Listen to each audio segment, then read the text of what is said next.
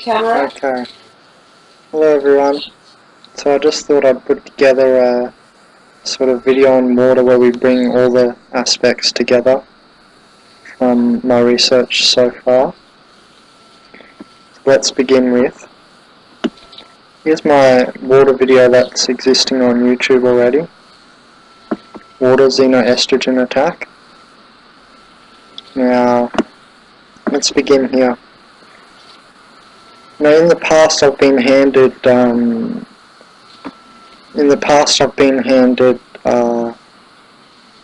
carbonated water, or the fizzy water, which goes by a few different names.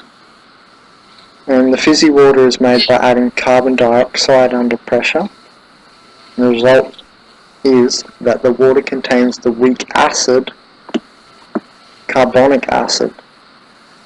And don't forget, dioxide is double oxygen, which is inflammation and basically oxidative stress to the body. And some of you have been following my videos know that I've been talking about a silica product, or gono-silica, and that's a monomethyl activated silica. I believe the best product in the world. I can't find a better one. And I had to order that from America. I'm in Australia.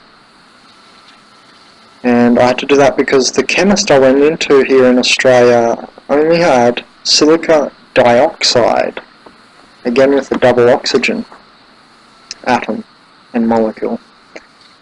And it made me nauseous. Now that fizzy water also makes me nauseous. And that's why I've rejected it in the past, and also now that I found out it's acidic, no wonder I was rejecting it as well. I don't like too much acidic foods. So it's interesting, just that I was naturally rejecting it, and now I had a quick look into why, and that's why. So, the aforementioned. So, let's go further into water. A lot of people already know, but it's all going to be mentioned again. That, you can restructure water, and water has memory. I can mention Dr. Emoto's work. He's a famous person who's had Buddhist monks putting their intent onto water and changing the crystalline structure of water. And we'll speak about why that makes sense in a minute. But you can, filter your water and then restructure it. So here's a little bit on that under the video. So what do these guys recommend from this link here, which is Schauberger Restructuring Water? Invest in a high quality filter system plumbed into your water supply that will, as far as possible, remove chlorine and dissolved organic pollutants, agrochemicals, solvents, estrogens, THMs, TCEs, PCBs, etc. And an ion exchange system for heavy metals like copper, aluminium, mercury, lead. It should have both granular and block carbon layers. So there's more from this link here, and we can structure water by vortexing it and spinning it. And it what does that do? Well, I just mentioned that water takes on memory, and that there's people even intenting into water. And this is all very real.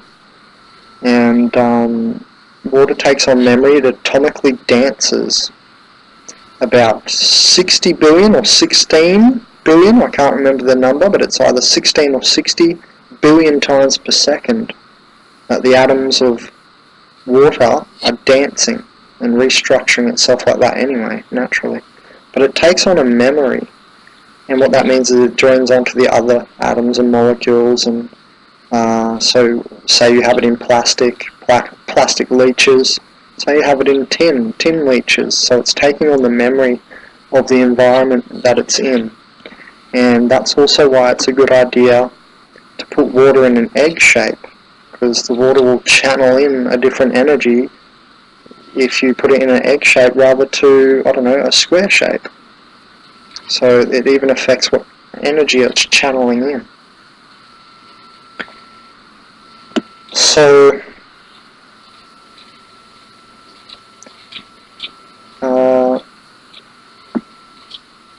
we can restructure the entire water's memory by vortexing it. And so you can look into Schauberger, that's Victor Schauberger, the same guy who talked about implosion, you know, so that we don't drive these cars which are running off little dead animals turned into oils over millions of years and exploding them in the car. So he was a guy that talked about implosion, not explosion as well, and gaining energy from implosion. So that's Victor Schauberger's link there. So yeah, we can restructure it even. Now, while we're on that point, I guess it's a good idea to mention distilled water, because a lot of people drink distilled water, and yeah, it's fine. And you know, the thing is that, and you know, it's better than having dirty water, of course, and high parts per million. But it strips the minerals out of our body, and it is just basically dead water. It's completely lifeless, there's no memory, etc. Now, firstly, before we go into that, why does water even take on memory? Because I've heard no one in the world say this. Well, because I postulate that it's a fifth dimensional correlate. And what that means is that I think that our entire physicality by a 12th dimensional model, which is just one model of dimensionality, which is not the scientific model of 1, 2, 3 dimensions and a fourth hyperdimension and so on, and the fifth monopolar dimension. They're the science dimensions. That's not the model I'm discussing. I'm talking more of a so-called spiritual model of down-dimensional creation, and it works through harmonics and so on. And that's kind of beyond the scope of this video, but the fifth dimension is a living light membrane layer, which is basically the unified field and the loop and warp of web, which creates particality or particularity. And into the fourth dimensionality we have spin and tangentialization and emotionality or energy motion.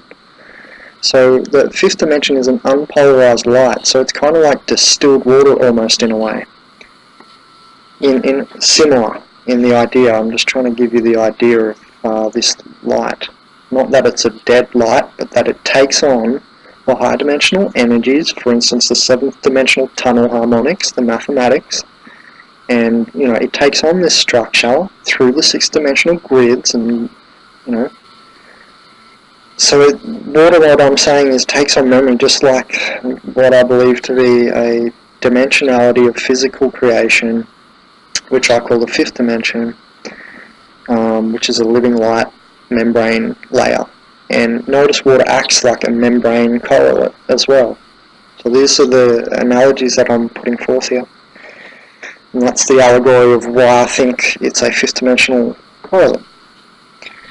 So that's very important to realize, because then you realize, oh, okay, so it's taking on energies.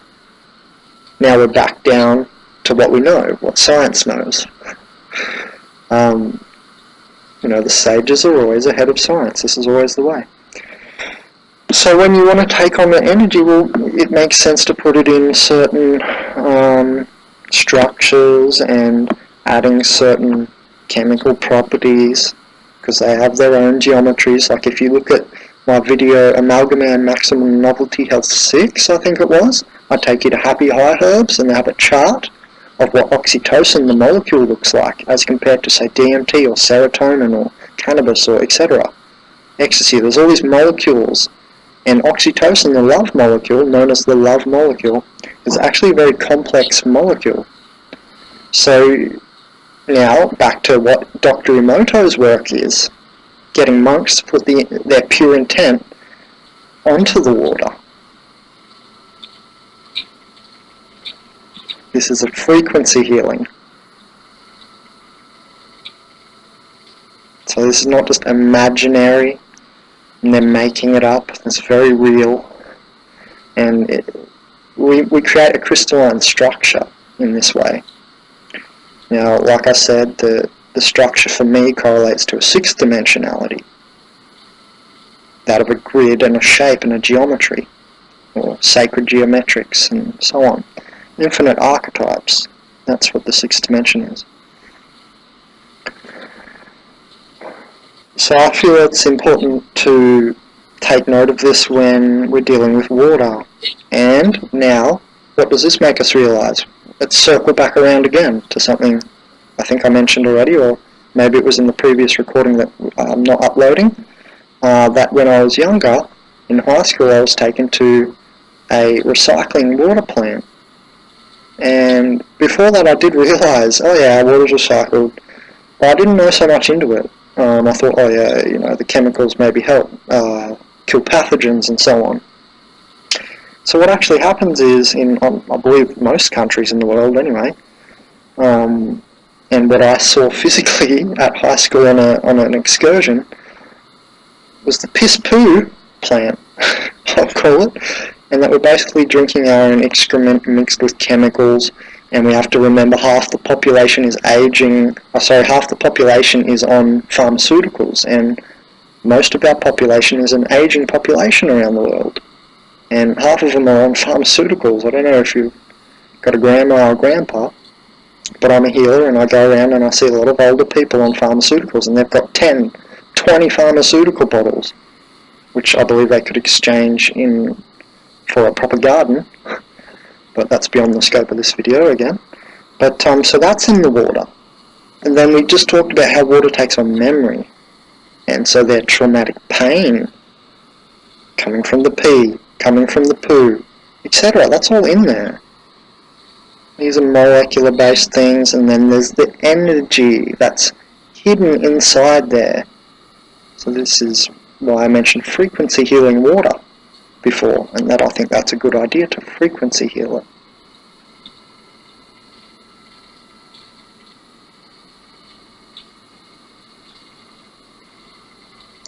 So it matters what we channel in to the water. And of course this is where we might do that in our hands. Here we have the eyes here. This is where we're pulling in universal energies. And so you pull it in one, and then you can bless it with the other. You might hover your hand, and that might seem a bit far-fetched to people, but that's up to you to think that way. You're free to think that way. So I also wanted to mention what this video that I've already got on YouTube is about.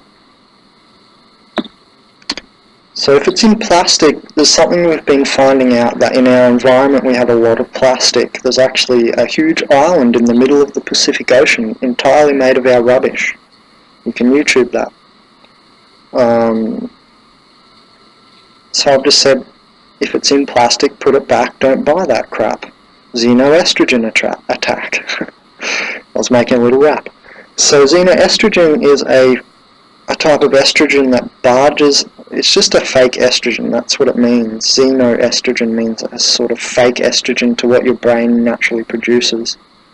And it can barge out of the way your estrogens in your brain, and it can also create aromatization. Aromatization is basically all the steroidal hormones and the progesterone, the testosterone, which balances estrogen in women's brains, in men's brains, in the human body. It balances these steroidal androgens, they balance estrogens, and aromatization is when all the androgens start turning to estrogens. So if you have more plastic in your diet, because it leaches, and more xenoestrogens, you get aromatization quicker, a build-up, and not only that, but it barges out of the way your natural estrogens as well. So you're replacing what would be your body's naturally, organically made estrogens with little plastic polymers, basically. And that doesn't sound too good to me. And so this is aging. Aromatization is one of the major causes of aging. And we also mentioned another one right at the start of the video, which was oxidative stress theory. And that's why we take antioxidants to stop the oxidative stress. So why would we put 2 oxygen atoms with water and carbonic acid?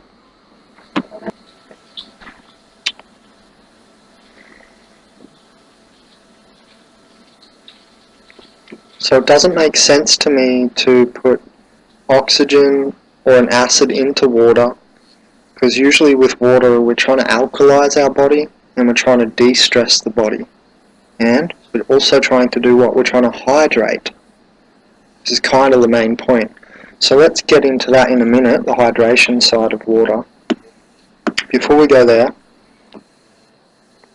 organic levitational, top of the mountain spring water is the best water that you're going to ever get. Tap water is for dead people who enjoy drinking their own feces. Yeah, I like that kind of thing. Okay, we've gone over that. So water's meant to be clean, you know, and you don't want it to contain over 200 parts per million dissolved solids.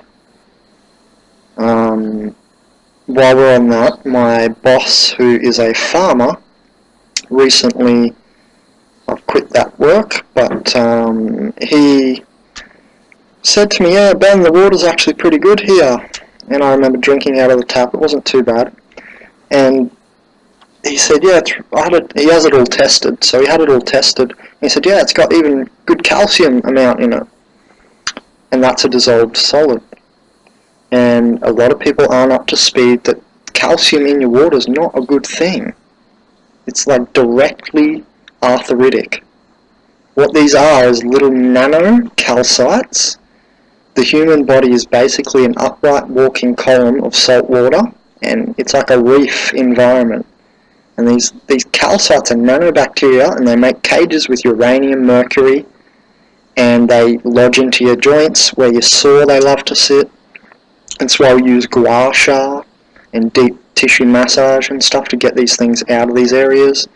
So they're actually little calcites, they're nanobacteria, and that's what arthritis is. It's that and fungus. That's what arthritis is, these little things. And they build up around your joints just like a coral reef. So that's to Tim, my old boss, if he's listening. Because he wouldn't watch my video, so one day maybe he'll stumble upon it. This one, let's hope. So that's what's going on with the parts per million dissolved and calcium. There's a big calcium myth out there that calcium's good for your bones, and we've had that drilled into us. And if you look into it, osteoporosis rates are higher in background countries such as mine, which is Dutch, my background. I was born in Australia, but I have Dutch background. And in those Scandinavian countries, they did a big study, and they have higher osteoporosis, brittle bones. And what we do to counter that is we need more magnesium, phosphorus, silica, which I just mentioned before, and that's why I went on the search for the best silica ever, and strontium apparently as well, and vitamin K2. So you can get that from kale even. Now if you take kale, it's so alkaline you need to cut it with, say, a lemon in a smoothie. So you cut it so your body absorbs it better. Cod liver oil also has vitamin K2, so let's not go into bones. But that's what's going on with calcium in bones. Anyway, back to water. Now you're a hue man, a man of the hues, or the electromagnetic spectrum. You're not just a blob of protein. So we talked about water and how it channels in energies and how it takes on energies. So that's just another little note on that, realizing your body in correlation to water. You're a hue man of the hue. So not only is it a good idea to sometimes, you know, if you really want to go to full extent, to bless your water and all that stuff which we talked about, but when you hold water, your thoughts imprint on it. So anyway, moving on, in nature, the beginning of carbohydrate formation in nature is spring water. So notice how it's tightly strung and it's almost oily-like, because if its molecular chain length keeps going and it keeps structuring through plants and so on, carbohydrates then become saccharides and then polysaccharides, which are these long-chain sugars. They're made of, say, 100 chains. A saccharide might be 10 or something, but the polysaccharide is a long-chain sugar, which is almost a kind of glucose-like oil. It's becoming that end of the spectrum of molecular structure.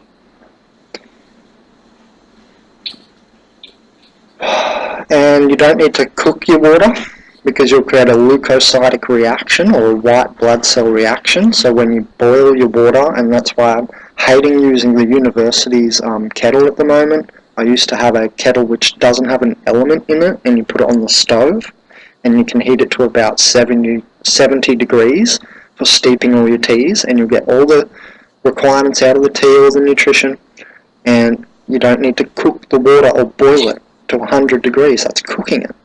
And that goes along the lines of raw food eating, and why raw food maintains its hormones, oxygen, phytonutrients, and enzymes, which cooked food does not. So it's the same thing with water. We don't want to cook it. And you've got a leukocytic reaction, and that zaps your energy. A leukocytic reaction. So this is aging. Again, this is for longevity. You can get really good noble blue-green water.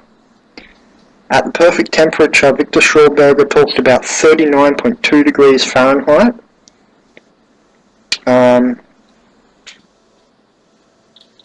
You can get water so good that you soak in it for like a couple of minutes, and it'll actually heal any pain, any symptoms in your body, and it'll start to work to heal just this dis-ease in your body. And remember, everything comes back to inflammation. All diseases come back to inflammation in the body. All pain is positive charge. So that's why we ground out or earth, or get the negative ions or the negative charge back. That's why we ground on the earth with our bare feet. We get reanionization. There's two types of ions: cations, which are positive charge, and then there's anions or anions. So I call it reanionization grounding. So it's not just a hippie theme, walk barefoot and be free. It's scientifically backed up. So we noted here it said noble blue-green water. To add to that, you might want to put drops of something like a phytoplankton in your water. Say you distill your water, like we talked about, distilled water strips your body of minerals. So to build your water back up once you distill it, you might add Himalaya salt, sea salts, get the charge back up. You might put it in a good filter where you're channeling in a good energy, like an egg shape.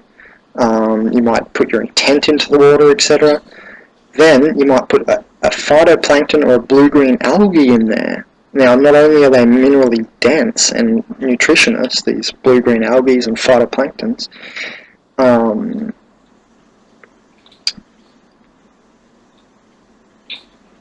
but it's just going to add back that whole living part of water, biophotons as well. Remember that there's more oxygen created from the blue-green algae than all the trees on the land as well. So you're creating life back into your water, is the notion.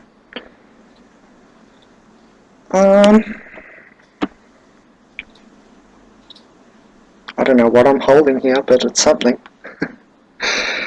So coconut water as well, I wanted to mention, you see here on the screen. So coconut water and hydration, that's right, we want to go into hydration, which is one of the major reasons we drink water, isn't it? So let's talk about hydration in conjunction with coconut water, and we'll talk about filters first. So if you're going to filter water, and distilling it is a type of filtration, because you're filtering everything out and you're just keeping the H and the 2O. And hydrogen, the H, means in German generator of hydro. Hydrogen in German means generator of hydro. I just think it's interesting sometimes when we look through words and they give you a deep, meaningful clue. As a side note, the earliest stars in the universe are almost completely hydrogen. This blew my mind the other day. I thought, well, connecting those two dots seems completely opposite of modern science's thinking. That, the sun's a big hot ball, and has nothing to do with water. However, recently, in the last few years, I stumbled upon some theory on YouTube, and at the time I was like, I don't know.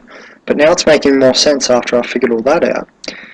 That somehow the sun is interacting with the magnetic field of Earth to create water. So I'll let you look into that all for yourself.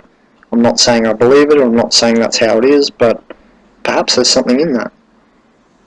I thought that was very interesting because it showed how the sun's energy is channeled down to the poles, which are water ice. I don't know, it's very interesting. Moving on, so water filtration. I've been in situations where I've gone to people's houses and they had big elaborate systems set up, $3,000 water filtration systems, some of which was mentioned in that Schauberger link at the start, to pull out this, pull out that, PCBs, etc. And take out all the heavy metals and all that. And the water came out just tasting terrible. And there was just something wrong, he had to fix it, and I think I have this in a video. I think it's still up there, in the $30 Bandit Food Plant Teaching Series at Matt and Linda's. And now, apparently it was set up wrong, and they had to change the stages of the filters. So if you're going to do water filtration, really, really think about what you're doing, because money is not necessarily health. It wasn't the best water I've ever had. The best water I've ever had is top of the mountain spring water. So, and that's free. So that's what I'm saying, that necessarily money isn't going to get you the best water ever. Thought will probably get you the best water ever, all this thinking about what we're going over here. So I think you need to think about it, not just spend money on it, is what I was trying to say. There's many different kinds of filters. We're definitely not going to trek into that area, because that's an area where you can just get lost, and I want you all to explore for yourself. But keep in mind what I've just said about free spring water. There's a website that Daniel Vitalis has created, and it's called findaspring.com. So you can actually put your own spring that you've found on his website. They maintain it, and they'll put it up for you if it's legitimate, and they've already got several springs around the world. There's even some in Australia. In America, I think they're American-based, and it'll show you where the local springs are. So you can go fill up your free big glass bottle of spring water. So that's another thing. Now, hydration, and then into coconut water and other things. Keeping with the hydrogen and hydration idea, why is coconut water so hydrating? And for instance, there's difference between brands. I like JT's coconut water. There's different brands. My university here has one that's like cocoa something, and it's not as good, I don't think. I can feel a denser, how do I describe it? A thicker and denser nature to it than JT's. It's more of a high ping to JT's. Now they're both in cans, so they're still leaching, so it's not the best. So obviously you want to get it out of the coconut if you can, which is not the best. Would be obviously grown in your backyard in great biodynamic soil, not sent from overseas, from Thailand. But you know, so you've got to think like that as well. And that actually, the core of a coconut tree has silica in it. There's a little core, and David Wolf has a video on this online. There's a little core about this big in the middle of every coconut tree that's actually high in silica. Isn't that interesting? It's not high in calcium, and just calcium, because remember we mentioned silica before. Now silica has that wobbly vibration, vitamin K2 has the wobbly vibration, calcium's that brittle, hard vibration. Anyway, so hydration, citric acids, lime, lemon. So people lemonize their water to alkalize it. And we haven't talked much about pH. But that's sort of general knowledge, you know, that there's a pH scale from acid to alkaline, and cancer, for instance, proliferates in an acid environment. So obviously we want to keep our body alkaline, and that's why I don't like the fizzy carbonated carbonic acid water as well. Makes sense. So obviously, to avoid, or keep the body in a better, a better state of affairs, it's a good idea to have alkaline water. So we don't need to really go into that. Alkaline 9 is enough. If you drink coffee, that strips the body of alkaline minerals such as calcium, magnesium, etc. So if you're drinking a coffee a day, you need up to 8 glasses. I've heard people say more. Up to 8 glasses of alkaline water just to balance that one coffee. So that's just another thing on hydration and mineralization and optimum health, I guess. So hydration. So citric acid, like lemon, lemonizing our water, is not only alkalizing it, but citric acid itself is compact hydrogen. It's very compacted hydrogen in there. It's very hydrating too. So it's a good idea to lemonize your water. And you could put a lime in your smoothie if you can handle a bit of lime in there. I'm not saying go out and eat lemon after lemon and lime after lime. But another thing we can do, which is right up there, is aloe vera. And that'll actually get to parts of your body where some water won't get to. And it'll sit on those cells and bring them back to life. It's that glucosinate sort of jelly structure like noni fruit has as well. The mucilaginous style of chia seeds, when you soak chia in water, chia seeds, they become mucilaginous. So that's all hydrating for our body as well. It keeps the oxygen-free radicals from interacting with our cellular epithelial cells, for instance. Now, why is coconut water so good? And, oh, by the way, I heard, and I haven't looked right into it, that there's only a few varieties of, aloe vera that are actually the edible variety, and it's those big king varieties with the really big, fat leaves. So, coconut water is really good because it's got the electrolyte balance of sodium and potassium, and they're electrolytes. Okay, so they're holding charge in our body, and that's life. And the sodium, now we'll end on this, I think. It's funny that it's exactly like the thing I mentioned about the sun and water. Before I mentioned about stars and water creation. Completely opposite of what a mainstream thought might be in science that, just seems not right. To modern physics would say, no way, sort of thing. Now, it's the same thing with salt and water. And also salt and sugar, by the way. People put sugar like date syrup in cold pressed coffee with coconut milk or something, and I believe that they could have just added a pinch of salt to sweeten it, so it can actually have a sweetening effect. What did we mention before as well? That water is actually the beginning. What was it? Let's go back. In nature, the beginning of carbohydrate formation is spring water.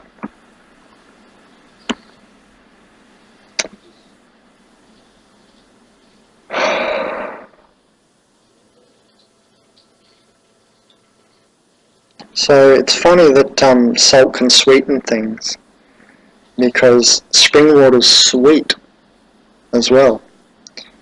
Just, I don't know if that means anything to anyone, but the reason coconut water is so good is that it holds the water, the hydration in your body. I'll notice years ago when I used to just drink water, through what I thought was really good filtration system, and I still like it, ceramic filters. And I got that from Bunnings Warehouse, just $80. It sits almost in an egg shape too. Now it goes through a plastic bit up the top, but that's alright. Can't be perfect, I guess, in our day and age. And it does go through a filter which is ceramic or clay, and it sits in a reservoir which is ceramic. And that's more natural how water is kept on Earth, and how the Earth keeps its water in underground aquifers. So I thought that's not a bad filtration system.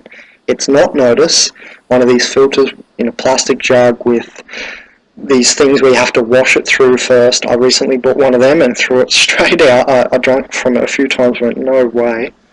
And it had activated charcoal in it and stuff, which was good, but something was going on with it and it was not good.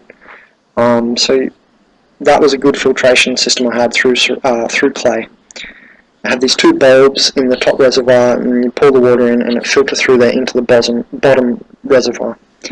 Now, that was a good filtration system, but when I was drinking that water, even though that was great water and it was very clean, it felt nice and it was hydrating, it would still go through me more than if these days, I drink a bit more coconut water these days, in 2016 right now. So what that's about is the coconut water holds the hydration in your body because the sodium, the salt holds the hydration. Isn't that something? The salt actually holds hydration. This is completely antithetical, like the sun and the star water idea, to what most people think, that salt is dehydrating. And it kind of makes sense, and by itself, yeah, but if you don't have enough salt in your body, try it for yourself, watch, your body won't hold as much of the water. It's like it grabs onto it and holds it in your body, so that's why coconut water is so good. So I hope everybody's learnt a little bit about water today, and I just wanted to get it all into one place so that we have it all in one place, and you know, I can also rip this video back down and add to it and put more information on the end. And lastly, pH actually means proportion of hydrogen. Just to seal it all off and put the capstone on, pH as in alkaline and acid balance means proportion of hydrogen. And also lastly, there's one more thing you could look into, ORP, oxidative reduction potential, and scales. For instance, cod liver oil has a better ORP, oxidative reduction potential, than oranges even, or citric acid. Oh, your picture's up with the meditating picture. I like that one. And just lastly, as a little addendum, you can also wrap crystals in your water line with copper around them, and it creates a piezoelectric effect, and it kills off many pathogens. Also, to kill pathogens, colloidal silver kills 600 pathogens. So I just thought I'd add